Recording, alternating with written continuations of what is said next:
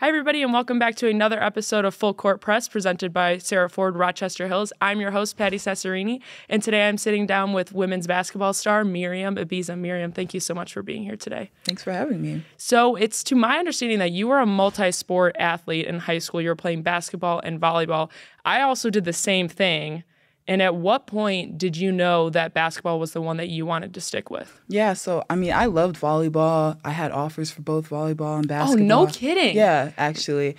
So when it came down to my decision, I think, just going to, the college basketball games, the environment, it was electric. It was something that I could really find myself really fitting into and just loving.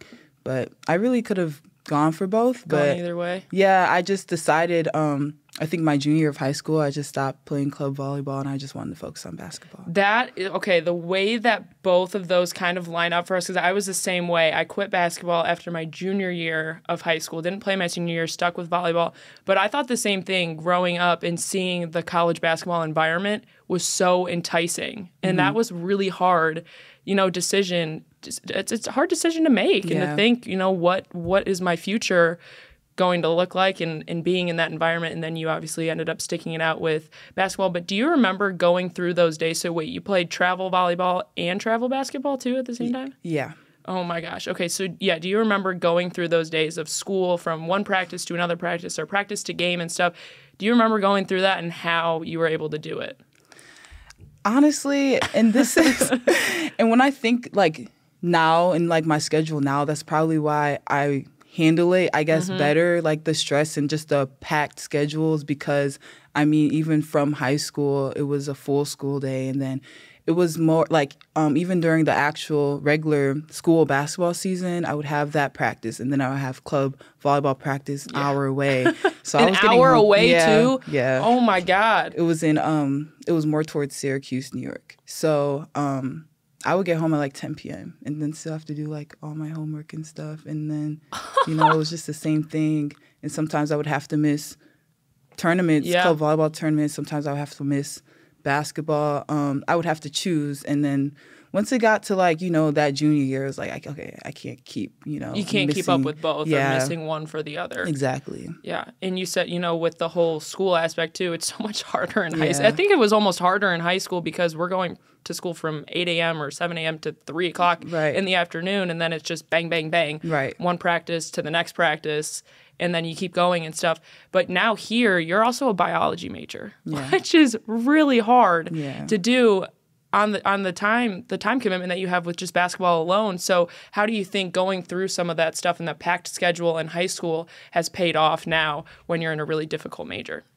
Yeah, that's exactly the direct correlation I've seen, at least. And I'm glad I struggled with it in high school so that it made it easier now in college when I have to go from an 8 a.m. to practice, to lift, to class, to lab. And the next, it's definitely a lot, but you get used to it. And then, obviously we're still navigating, but you get more used to the time management side and when to start doing you're on the road on the bus. Okay, do I want to just watch Netflix or do I want to get this homework done? So yeah, I'm glad I hit those walls before in high school, so I wasn't hitting them now. Yeah, definitely. So then what are the plans for the future with the bio major? What are you looking to go into? Yeah, I'm pre-med right now, so yeah, I plan on applying to med school my senior year. Where would that kind of take you once you start applying? What's the process look like after that?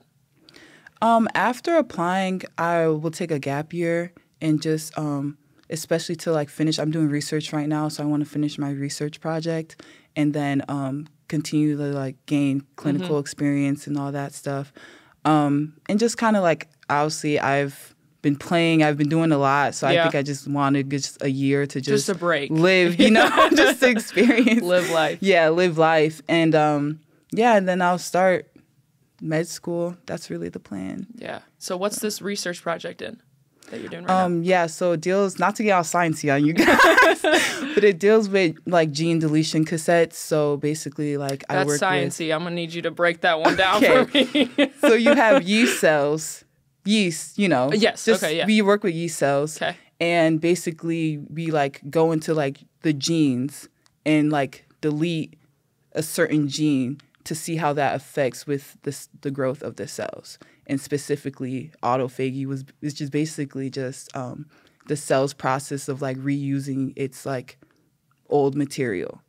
Huh. So that's specifically like the cell process that I'm studying right now. So I guess what's the, I don't know, you can tell me if I'm kind of out of the ballpark here with this, but what is that research, you know, when you're looking at the genes and the cells, what is, I guess, the real world correlation? Like, what are you guys trying to figure out, if that makes sense? No, yeah, there's always like that question, like, what's the implication? But, what's the implication? No, like autophagy, it has like it's a very important cellular process for just our whole body in general. Okay. So like when you're looking at any sort of disease, cardiovascular, neuroscience, like the research and any new discovery helps towards like certain, like, you know, medicine or like any new discovery can help with, you know, break through something in any field of medicine or health. And you're doing that research outside of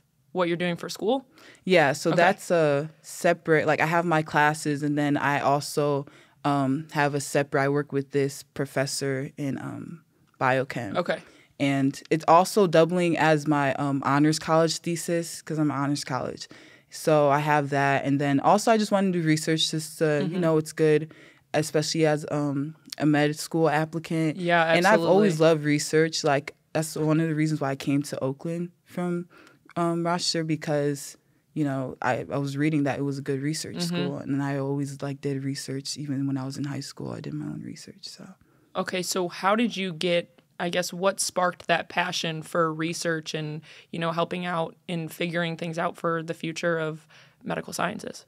Yeah, like when I was starting in like 7th grade, my parents like would put me in these summer camps.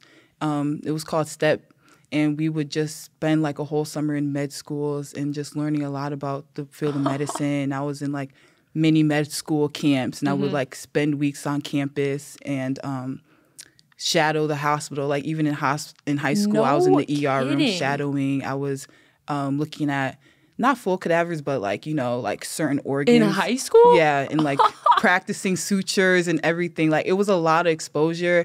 That's and on top awesome. Of that, yeah, it was really cool. On top of that, like I got to work in the lab and help from that young age. So that like sparked my interest because my parents allowed me to have like that much exposure like from a young age. So your parents threw you into it and really immersed you in that. And then how did they, you know, bring that passion to life and then also bring the basketball side of it too? Yeah, like, and that's the same thing. Like, it's always been a juggle with both. Like, I would go from shadowing in my scrubs straight to summer league, and I would change in the bathroom. And like, even to this past summer, like I would work. I was working in a nursing home. I would go to the gym in my scrubs and change into my basketball clothes and like go work out or go play. Like, yeah, like that's literally what I'm used to. And other people are like, maybe that's a little crazy to them because it's like, how do you even, those are like two completely different, I guess, like aspects of like sports and athletics. And then you have like, definitely is real patient care and everything. But I mean, I love it. Like I have so much fun doing both, you know, those are my two passions, and I love like intertwining the two. Do you have any plans for that gap year that you're planning on taking, or is that maybe a little too far ahead right now? No, I mean, like I want to travel, and like I said, I want to continue to like gain patient like care experience and all. Yeah, that's really it. Like work and just like I said, enjoy life. Like obviously I'll miss sports and everything, but like, when's the last time I wasn't an athlete? I don't remember. So, you know, like, just like, yeah, the regular life is just working and just enjoying until I go into med school, which will be very rigorous. And very, very rigorous. And it seems like the life that, you know, you have lived and that you've created for yourself in terms of, in high school, working in an ER, doing work on cadavers while also juggling 2 sports, you know, up until that point of junior year is going to lead you to a lot of success down the road. And when you start getting into med school, and like you said, figuring out that time management skill and stuff, being able to do that so early on is so so valuable, and that's something that I really value myself too. Well, that's it for all the serious questions that I have for you, but I wanted to play a little this or that basketball style. Okay. So bear with me here. But okay, so the first one that I have for you is pass or score. I feel like these are simple questions, but it's like, but what situation are we talking about? I guess I'll say pass. I think of myself as a pass first post. Okay. Yeah. Airball a three-pointer or miss a wide open layup. Airball. What do you think, coaches would be more upset about? Which one? If you airballed a three-pointer or you missed a wide open layup. Yes, in game. If it's me, yeah. If it's me, then they'd be more mad at airballing the three-pointer because why are you shooting a three-point shot? But if it's anyone else, they'd be more mad at the wide open layup. You get like the difference because like I don't shoot threes, so yes. it's like why are you even putting yourself in that position to shoot it anyways? And then maybe even looking at your teammates like, why would you let why would you let her get the ball at the arc and shoot from there? Yeah, that would You be said crazy. no. Would you rather poster or this or that? I guess poster someone or break their ankles. That's kind of violent for this show, but I mean, if in terms of basketball, like when you say, "Oh, I just broke their ankles," right. Yeah. I guess for me, I don't see myself snatching anyone's ankles, so it's like I have to post it. That's more like my play style. Okay, I mean, as a post. Yeah, exactly. As a post, exactly. You're like, I'll just body someone and post up. Exactly, you know what I mean? Exactly. Play with LeBron James or Michael Jordan. I'm nervous. I'm gonna say LeBron James. What? I'm gonna say LeBron because I feel like watching LeBron, he just seems like such a good teammate. Like he's like a player and a coach in one.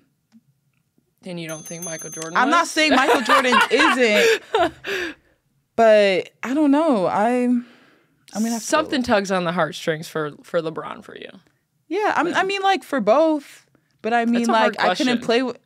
Actually, I'm not going to throw any Jordan shade, but like maybe not on. What maybe if not like imagine your teamate just quits and starts playing baseball? That's fair. That is a very fair argument to make. I feel like you're too irrational at that point.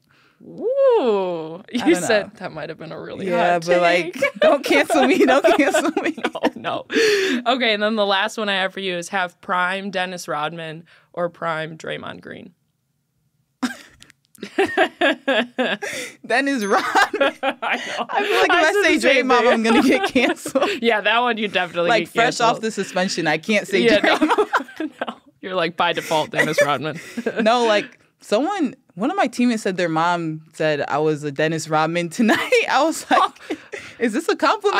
I would. In the way I see it, that's definitely a compliment. No, definitely, because what he was doing was wicked. He was a dog. Yeah, a dog. Yeah. I mean, that whole era of basketball was just mind-blowing. Yeah. But, well, anyways, Miriam, that's all the time that we have for today. Thank you so much again for sitting down with me. Thank you for having me, Patti. Yes, always. And that is it for this edition of Full Court Press presented by Serra Rochester Hills, and we will see you next time.